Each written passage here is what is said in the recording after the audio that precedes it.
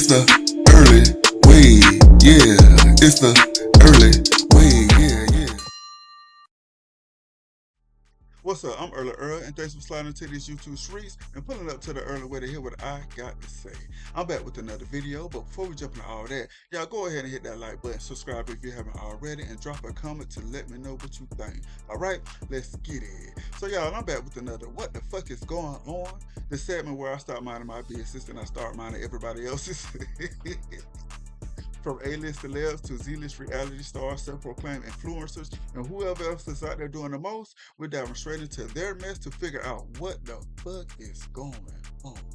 And y'all, we're here with a quick recap of day one of the federal trial of Sean Diddy Combs. So y'all, this case isn't just about celebrity scandal. It's about power, it's about manipulation, and a music mogul now accused of a criminal enterprise, one that spans over decades. I say, goddamn, decades? Diddy, you got to be stopped. You got to be. So, y'all, day one, it was intense, and it set the stage for a trial that could, change everything. Let's start off with the stage. They say that Diddy is facing 5 federal felony charges: sex trafficking, racketeering, and transportation individuals for prostitution, to name a few. So if convicted, he's looking up to 50 years in prison. He's pleading not guilty though, but the prosecution say that there is no misunderstanding. They're painting him as a head of a long-running criminal organization built on drugs, fear, and control. So y'all, federal prosecutor Maureen Company came in strong. She described Diddy not as a party-loving celebrity, but as a man who used drugs, coercion, and blackmail to exploit women. They introduced something as freakouts, and y'all know we've been hearing about freakouts since 2023. Those are private parties fueled by alcohol, ecstasy, and camera phones, along with women allegedly coerced into sex acts while being recorded, sometimes without their consent. And those videos, y'all, they were used as leverage. Pitiful. So, y'all, the prosecution said that this wasn't entertainment. This was abuse disguised as glamour. And I said, get their ass. Eat their ass right on up. She came out strong, I was fucking with it. Then came Diddy defense team, y'all. They admitted that, yes, his lifestyle was wild. They even acknowledged past domestic violence, but argued this case isn't about that. And I said, well, what the fuck is it about then? What is it about? Y'all, they say that the accusers were consenting adults who are now seeking money, and their strategy is to discredit the woman and paint the case as one big cash grab. So they saying that, the people just looking for money. So I said they got their box of gloves on ready, y'all. They ready to fight. And I can't be mad at them. Their job is to defend Diddy and, to cause doubt in the jurors' minds, to sway their opinion. So I said, oh, they ready. They fighting in this courtroom today. So yeah, the first witness on stand was Daniel Phillip, a male escort and stripper who met Diddy in 2016. He described an incident in a Las Vegas hotel where he says that Diddy punched Cassie multiple times in the hallway in public, and then he dropped a bombshell that says that Diddy paid him to have sex with Cassie. And y'all know we've seen that video where we seen Cassie trying to escape on the elevator and Diddy came running. And they played that video in court, and it was said that Diddy's twin daughters walked out the courtroom when that video was played.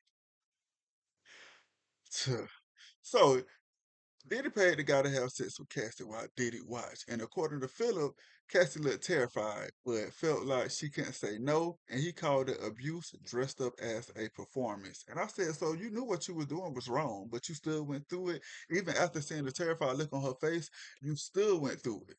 So something ain't right with you, Daniel. Are you testifying to not face criminal charges?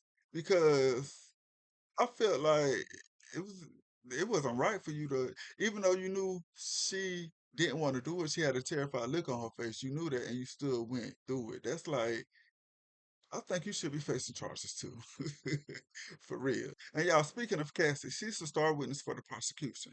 They say that she'll testify that she spent 11 years under Diddy's control, enduring physical abuse and manipulation in those freakouts. Her testimony is expected on day two, and prosecutors say that it will be graphic, emotional, and devastating. And you might remember she filed a civil lawsuit in 2023, which was settled quickly. But this This is a federal case, and she's back this time to testify under oath. So there's no way that, Cassie could have avoided this.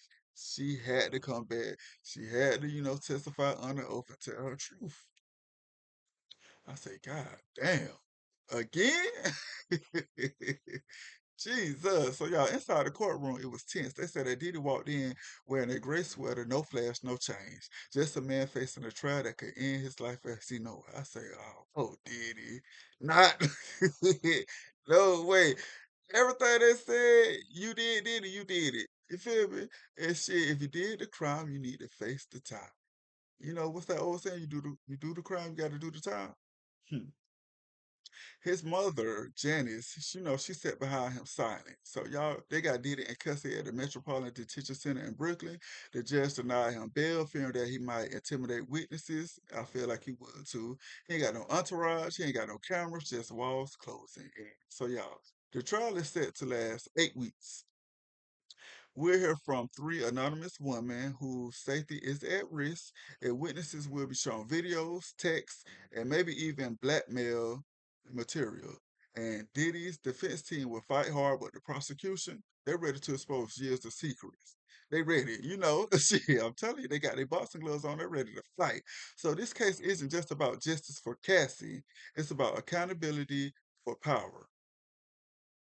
And y'all, that's really all that happened in the courtroom today on day one of the federal trial of Sean P. Diddy Combs. So day one, it was heavy and disturbing. A witness said he saw abuse but did nothing. He said he was paid to participate in a sexual act with Cassie, even though he said she looked terrified. Like he said, she looked scared, uncomfortable, and trapped, but he still went on to have sexual acts with her. Diddy team said it was all a lie. And y'all, this is day one. So on day two, Cassie is expected to take the stand. And if today just cracked the courtroom door open, day two might blow that shit wide open. So y'all stay locked into the channel. We gon' cover it. And y'all, I appreciate y'all for stopping by the other way. That's all I came down here to say. If you like the vibe, like, comment, and subscribe. And I'm gonna catch y'all next time. Peace.